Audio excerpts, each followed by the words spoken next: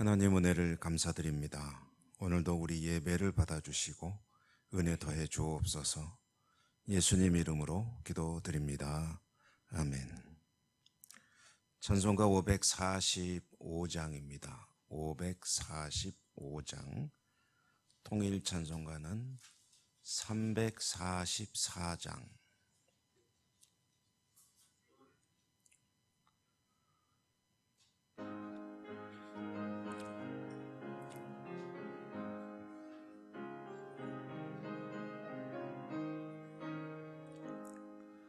이 눈에 아무 증거 아니 배여도 믿음만을 가지고 손을 걸으며 이 귀에 아무 소리 아니 들려도 하나님의 약속의 소리라 걸어가세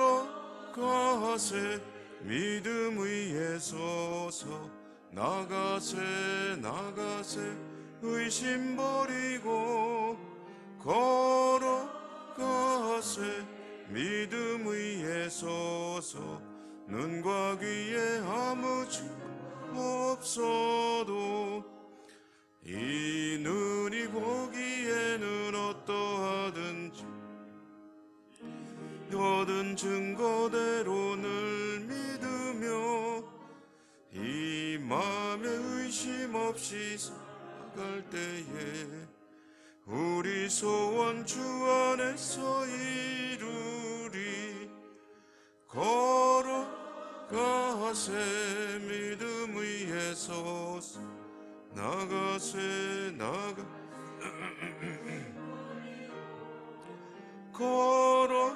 걸어가세 믿음 위에 서서 눈과 귀에 아무 증거 없어도 주님의 거룩함을 두고 맹세한 주 하나님 아버지는 참 미쁘다.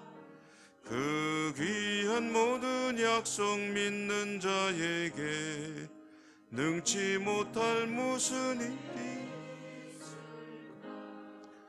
걸어가세 믿음 위에 서서 나가세 의심 버리고 걸어가세 믿음 위에 서서 눈과 귀에 아무 증거 없어도. 히브리서 10장 26절입니다. 히브리서 10장 26절, 10장의 마지막 절 39절까지 교독으로 읽겠습니다. 26절부터 끝절까지. 우리가 진리를 아는 지식을 받은 후 짐짓 죄를 범한 즉 다시 속죄하는 제사가 없고 오직 무서운 마음으로 심판을 기다리는 것과 대적하는 자를 태울 맹렬한 불만 있으리라. 모세의 법을 폐한 자도 두세 증인으로 말미암아 불쌍히 여김을 받지 못하고 죽었거든. 하물며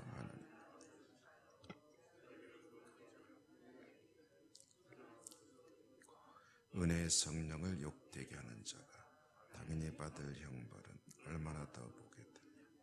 너희는 원수 갚는 것이 내게 있으니 내가 갚으리라 하시고 또 다시 주께서 그의 백성을 심판하리라 말씀하신 것을 우리가 아노니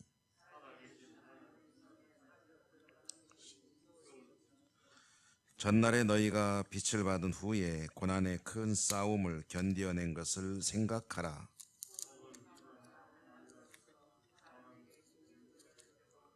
혹은 이런 형편에 있는 자들과 사는 자가 되었습니다. 너희가 갇힌 자를 동정하고 너희 소유를 빼앗기는 것도 기쁘게 당한 것은 더 낫고 영구한 소유가 있는 줄 알미라. 그것이 큰 상으로 너희에게 인내가 필요함은 너희가 하나님의 뜻을 행한 후에 약속하신 것을 받기 위함이라. 잠깐 후면 오시니 지체하지 아니하시리라. 나의 의인은 믿음으로 말미암아 살리라. 또한 뒤로 물러가면 내 마음이 그를 기뻐하지 아니하리라 하셨느니라. 우리는 뒤로 물러가 멸망할 자가 아니요 오직 영혼을 구원함 이르는 믿음을 가진 자니라. 아멘. 오늘도 주님의 은혜가 여러분과 함께 하시기를 기원합니다. 성경은 읽어도 그 뜻이 그렇게 쉽게 이해되어 우리 뇌리에 들어오는 그런 글은 아니죠. 왜 그러냐 하면은요, 가만히 생각해 보면은 뭐 쉽게 알 수 있습니다. 이 성경이라는 이 글이, 이 책이 2000년 전에 쓰여진 글입니다. 2000년에 쓰여진 언어이고 2000년에 쓰여진 문화이고 2000년 전에 우리가 전혀 그 삶을 본 적도 없는 사람들의 상황 속에 쓰여진 이야기죠. 그래서 오늘날 이 글을 읽고 이해한다는 것은 사실은 굉장히 어려운 작업입니다. 성경을 우리말로 옮기는 것도 그래서 아주 힘든 일입니다. 성경을 번역해 놨는데 우리가 가장 잘 아는 믿음이라는 단어 하나도 오늘날 우리가 알고 있는 믿음이라는 말과 2000년 전 그 당시에 썼던 믿음이라는 말이 똑같은 뜻으로 쓰여졌느냐, 그건 아무도 모릅니다. 다만 그걸 정확하게 뜻을 옮기기 위해서 성경을 연구하는 이들이 그 당시 언어를 연구하고 그 당시에 역사를 또 연구하고 왜 이런 글이 쓰여졌는가를 연구하고 누가 썼는지를 연구하고 누구에게 썼는지를 연구하고 그렇게 해서 그 당시에 이게 무슨 뜻으로 쓰여졌는가를 끊임없이 연구해서 그 뜻을 밝혀내서 오늘날 우리말로 된 이 성경이 주어져 있는 거죠. 그런데 그 연구하고 번역해서 내어놓는 성경이 혹시라도 번역이 잘못된 것이 없는지는 수많은 세월을 흐리며 앞으로도 계속 될 겁니다. 계속해서 연구가 이루어질 겁니다. 그러므로 오늘날 이 시대를 살아가는 우리가 성경을 읽고 그 뜻을 바르게 이해하는 것은 사실은 어려운 일이 아닐 수가 없습니다. 그 가운데서도 성경을 그나마 바르게 이해하는 것은 이해하기 위한 준비 중에 하나는 이 성경을 누가 썼느냐, 그 누구라는 이름이 중요한 게 아니고 어떤 사람, 뭐 하는 사람, 누구에게 썼느냐, 그 다음에 어떤 목적으로 썼느냐라는 정도만 알아도 성경을 바르게 이해할 수 있습니다. 여러분, 믿으라라는 말을 성경에서 있기 때문에 그냥 믿으라라고 들은 것은 1차원적인 접근입니다. 이 성경을 기록한 사람이 어떤 상태에 있는 사람에게 어떤 뜻으로 믿으라고 했느냐라는 것을 먼저 아는 것이 중요합니다. 그리고 그 말씀이 나에게는 어떤 의미로 그러면은 적용이 되어야 되느냐, 이렇게 성경을 읽어야 되는 거죠. 히브리서라는 책을 읽으면서 새벽마다 우리가 한 달 동안 읽지 않습니까? 읽을 때 항상 염두에 둬야 될 일을 여러 차례 말씀을 드리고 있습니다. 그래서 여러 가지 신앙의 어려움으로 인해서 신앙을 떠나려는 사람들 오늘날도 많이 있지 않습니까? 그것이 경제적인 일이든 또는 자기 어떤 기분의 문제이든 또는 사람과의 인간관계 속에서 어떤 일이 생겼든 이런저런 상황 속에서 신앙을 떠나는 사람들이 있습니다. 그런 신앙을 떠나는 사람에게 교회의 지도자가 그래서는 안 된다라는 말을 하는 것은 너무나 당연한 거죠. 이것은 예나 지금이나 다르지가 않습니다.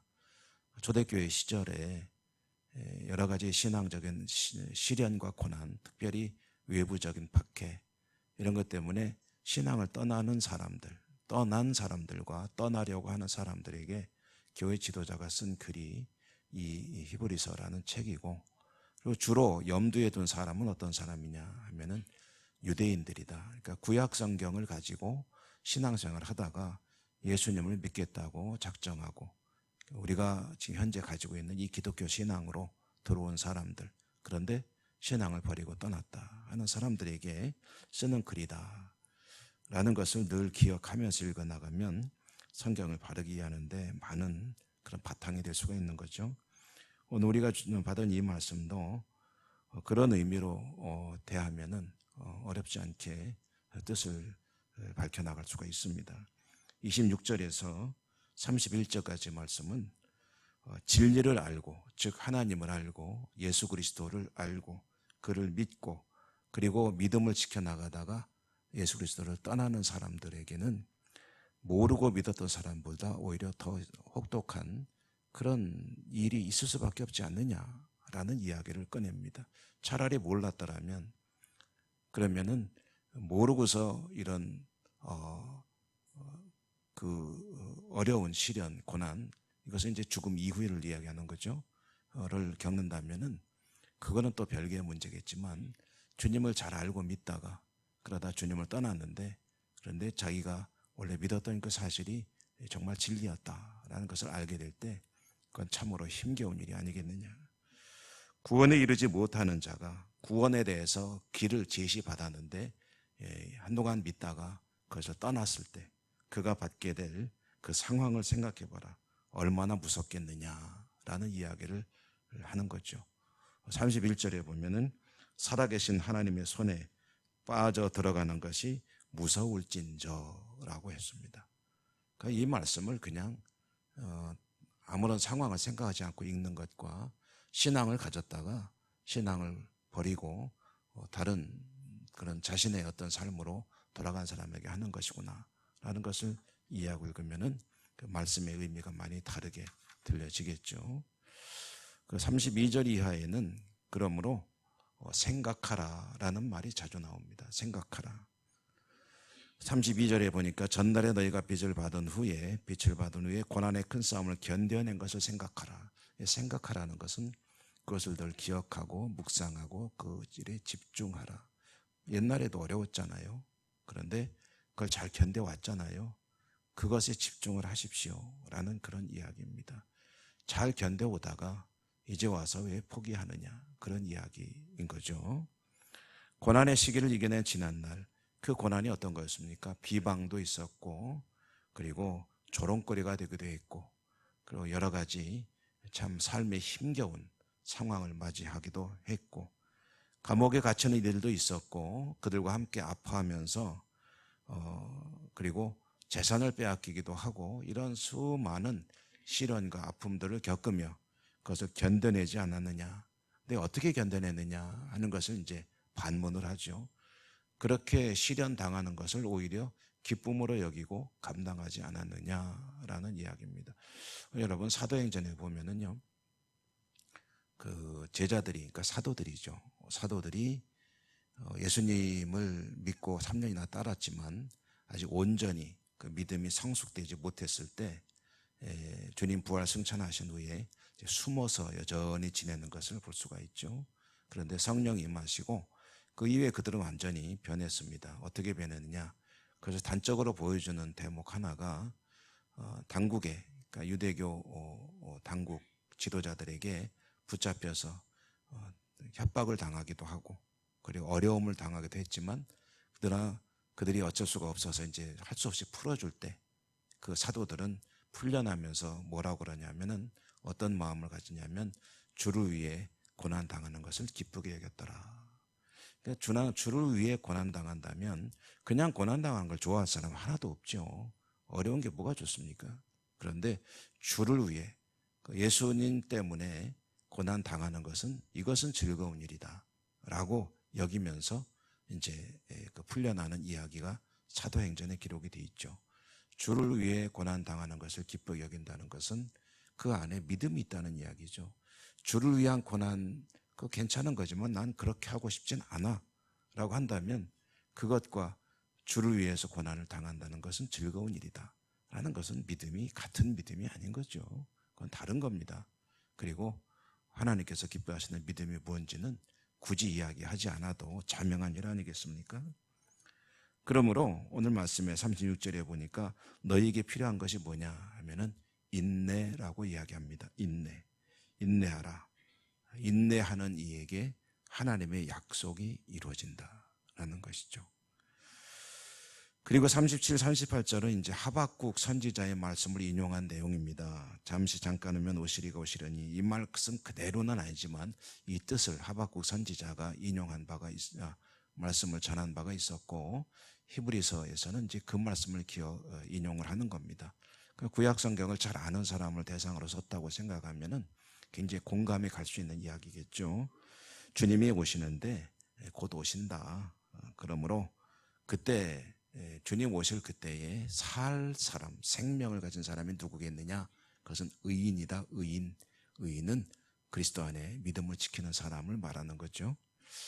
여러분, 성경에서 그 믿음이라는 말이 가지는 의미가 다양합니다. 제가 믿음이라는 이야기를 잠깐 예를 들어봤는데, 우리가 생각하는 믿음이라는 단어의 가장 중요한 뜻이 뭐겠습니까? 이 마음속에서 그걸 인정하고 받아들이고 부인하지 않고 그렇게 살려고 하는 어떤 심리적인 그걸 믿음이라고 하지 않겠습니까? 예수님 믿는다면은 그렇게 사는 것을 의미한다고 하면은, 성경 속에 있는 믿음이란 말은 경우에 따라서 다양한 뜻을 가지고 있습니다. 오늘 이 말씀 속에서 믿음이 말하는 것은 신실이라는 뜻입니다. 신실. 신실이라는 것, 그것은 한결같다는 것. 그 믿음이 뭐냐 하면은요, 여러 가지 의미가 있다고 그랬죠. 그 중에 하나가 뭐냐면 꾸준한 겁니다. 꾸준한 거. 한동안 불 붙는 것 같았다가 한동안 식어가지고 얼굴도 보기 힘들었다가 어느 날 갑자기 또 확 불타올랐다가, 이런 것이 아니고 변함없이 꾸준히 주님의 말씀과 뜻 가운데서 행하는 것, 그것이 믿음이다. 오늘 이 히브리서 쓰인 말씀은 그런 뜻입니다. 너희에게 39절에 보시면은요, 우리는 뒤로 물러가 멸망할 자가 아니요 오직 영혼을 구함에 이르는 구원함에 이르는 믿음을 가진 자니라. 그래서 믿음은 꾸준한 믿음을 가지고 지켜나가는 자이니라. 그런 우리가 구원에 이르게 된다. 여러분, 오늘도 꾸준한 주님을 향한 믿음이 변치 않는 복된 하루가 되시기를 축복합니다. 은혜로우신 하나님, 감사합니다. 히브리서 말씀을 계속 읽습니다. 어려움 당하는 성도들, 그들은 연약한 인간이기에 주님을 떠나기도 하고 했는데, 오늘 하나님께서 이 히브리서를 기록한 사람을 통해 꾸준한 믿음을 이야기해 주셨습니다. 저희들도 세상에서 많은 시련과 또 굴곡을 겪으며 살아갑니다. 그러나 주님을 향한 믿음은 변치 않을 수 있는 은혜와 은사를 더해 주옵소서. 예수님 이름으로 감사하고 기도 올리옵나이다. 아멘. 하늘에 계신 우리 아버지, 아버지의 이름을 거룩하게 하시며 아버지의 나라가 오게 하시며 아버지의 뜻이 하늘에서와 같이 땅에서도 이루어지게 하소서. 오늘 우리에게 일용할 양식을 주시고 우리가 우리에게 잘못한 사람을 용서하여 준 것 같이 우리 죄를 용서하여 주시고 우리를 시험에 빠지지 않게 하시고 악에서 구하소서. 나라와 권능과 영광이 영원히 아버지의 것입니다. 아멘. 오늘도 주신 말씀을 인하여 기도하시기 바랍니다. 여러분의 간절한 소원도 하나님께 아뢰시고 여러 가지 기도 제목들도 또한 간구하시기 바랍니다. 아픈 분들에 대한 기도 잊지 마시고요. 기타 여러 가지 교회를 위해서, 나라와 민족과 이 사회를 위해서, 교회 선교지를 위해서, 그리고 특별히 교회 학교를 위해서도 기도해 주시고요. 주여 한번 부르고 기도하겠습니다. 주여.